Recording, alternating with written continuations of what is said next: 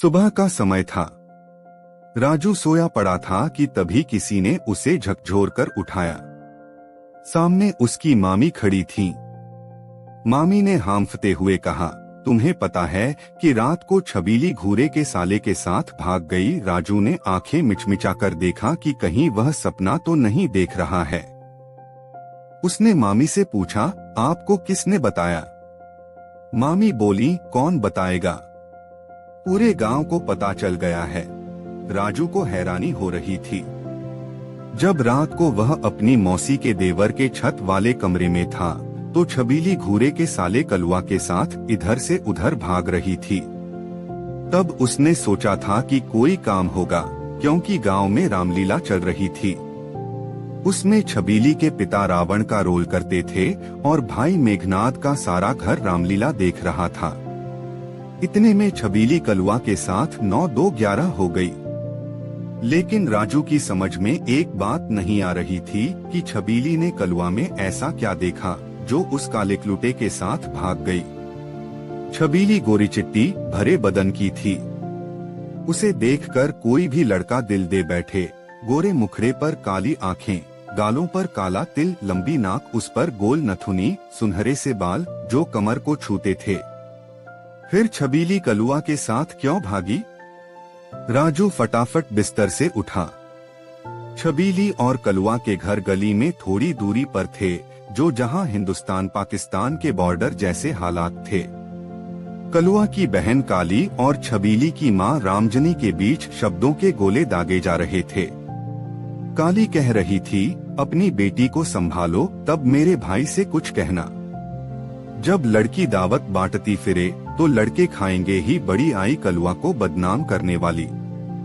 इधर रामजनी का कहना था, मेरी लड़की सीधी सादी है, उसे तो कलुआ ने बहका दिया होगा, वरना इतनी संस्कारी लड़की भाग क्यों जाती। राजू को रामजनी की बात में दम लगा, क्योंकि छबीली को देखकर नहीं लगता था कि वह ऐसा कुछ कर डालेगी। राजू तो पहले से ही गुस्सा था, ऊपर से छबीली रिश्ते में उसकी मौसी लगती थी। राजू को कलुआ पर ज्यादा गुस्सा था, इस वजह से वह छबीली के घर वालों के गुट में जा मिला। राजू ने छबीली के पिता को बताया कि रात को उसने छबीली मौसी को कलुआ के साथ छत पर इधर उधर भागते हुए देखा था। छबीली का बाप मलुका पहले तो राजू पर गुस्सा हुआ, फिर बोला, तू रात में नहीं बता सकता था, अगर रात में बता देता तो इतनी नौबत ही न आती। राजू बोला, मुझे क्या पता था कि छबीली मौसी यह धमाका कर जाएंगी। राजू को पता था कि कलुआ उसको उल्टा पीट डालता, लेकिन मलुका की नजरों में इज्जत पाने के लिए उसने ऐसा कहा था, और ऐसा हुआ भी। मलुका नरम पड़कर राजू से बोला, अच्छा जो हुआ उसे छोड़, अब यह बता कि कलुआ छबीली को लेकर कहाँ गया होगा। राजू ने तुक्का लगाते हुए कहा, मैंने सुना था कि वह किसी दोस्त के यहाँ जाने की बात कर रहा था, लेकिन एक बात फिर भी आ लटकी कि कलुआ कौन से दोस्त के यहाँ गया होगा और दोस्त रहता कहाँ होगा। अब राजू इस बात पर अपना तुक्का नहीं लगा सकता था, इस वजह से वह चुप रहा। सब लोग गाड़ी में बैठकर कलुआ के गांव पहुँचे। वहां से कलुआ के एक दोस्त को पकड़ा, उसे दारू पिलाई, डराया धमकाया, तब जाकर उसने दोस्तों की डायरेक्टरी बता दी और घुमाने लगा दोस्तों के ठिकाने पर। एक जगह जाकर कलुआ का पता चला। एक दोस्त के कमरे में कलुआ छिपा बैठा था। छबीली उसकी गोद में सिर रखे लेटी थी। दोनों अपने अपने घर के लोगों की हालत पर सोच के घोड़े दौड़ा रहे थे।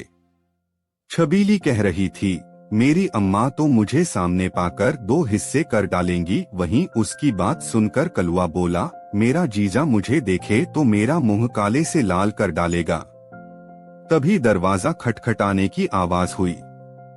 दोनों बिजली के करंट लगे आदमी की तरह उठ खड़े हुए।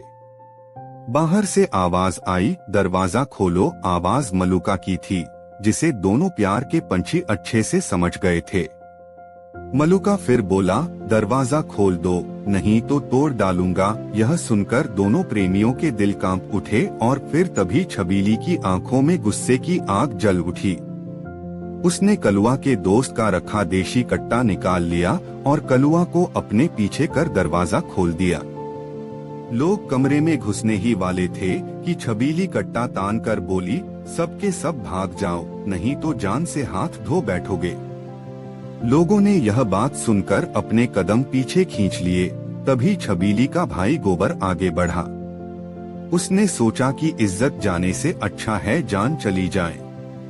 वह छबीली के सामने आ खड़ा हुआ और बोला, चला गोली। छबीली पर आज इश्क का भूत सवार था। उसने कट्टे का निशाना गोबर के सीने पर लगाया और ट्रिगर दबा बढ़ा। जैसे ही ट्रिगर दबा, लोगों ने आंखें बंद कर ली। लेकिन यह क्या, कट्टे से गोली चली ही नहीं। होती जो चलती। मलूका ने आगे बढ़कर छबीली के बाल पकड़ लिए और कमरे से घसीटते हुए बाहर ले आया। कलुआ की हालत पतली हुई। गोबर ने गुस्से में आकर कलुआ के लाते बजा दी। लोगों ने गोबर को समझाया कि यह मर गया तो केस हो जाएगा। लड़की मिल गई, चलो अपने घर। सभी लोग छबीली को ले घर आ गए। छबीली को देख उसकी माँ रामजनी उसे चप्पल से पीटने लगी। महल्ले की औरतों ने जैसे तैसे छबीली को छुड़ाया। सबके शांत हो जाने के बाद तय हुआ कि छबीली की शादी तुरंत कर दी जाए। सारे रिश्तेदारों को खबर कर दी गई। लेकिन मुसीबत कहाँ थमने वाली थी। कोई भी अच्छा लड़का उससे शादी करने को तैयार नहीं होता था। लेकिन तभी एक रिश्तेदार ने खबर दी कि उनके महल्ले में एक लड़का है जो छबीली से शादी कर सकता है। लेकिन लड़का मोटा था, साथ ही छबीली से ज्यादा उम्र का था। पर शादी तो करनी ही थी, दामन पर लगा दाग जो छुड़ाना था। बात पक्की हो गई। बड़ी मुश्किल से छबीली की शादी की रस्में पूरी हुई। वह चुपचाप मंडप में बैठी रही।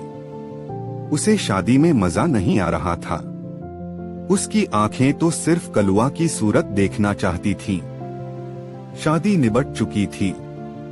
छबीली विदा होने को हुई। माँ रामजनी का दिल भर आया।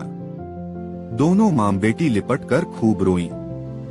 माँ रामजनी ने कसम दी और बोली, बेटी अब जैसा भी है मंजूर करो। पुरानी बातें गलती समझकर भुला डालो। शायद तुम्हारी शादी अच्छी जगह करते, लेकिन तुम्हें जमाने का हाल तो पता ही है। हम मजबूर हैं, हमें माफ करना। अब किसी को शिकायत का मौका न देना। छबीली बोली, माँ तुम्हें कभी दुख न दूंगी। अब ससुराल से केवल मर के ही वापस आऊंगी। तुम मेरी चिंता मत करना। भूल जाओ और मेरा कहा सुना भी माफ करना। मन के सारे दाग धुल चुके थे। राजू की आंखें भी नम थीं। सोचता था कि प्यार इंसान को कितना सुधार देता है और बिगाड़ भी सकता है। छबीली के बाप मलूका की आंखें भी बेटी को विदा होते देख नम थीं। छबीली अपनी ससुराल चली गई। कलुआ फिर कभी उस गांव में नहीं आया। छबीली भी शायद उसे भूलती जा रही थी। आज वह एक बच्चे की माँ थी। आज सब कुछ शांत सा है, जैसे कुछ हुआ ही न हो। लेकिन इतिहास की कई परतें, कई कहानियां लिए मौजूद हैं, लेकिन उन्हें कुरेदे कौन। सब अपने में मसरूफ हैं।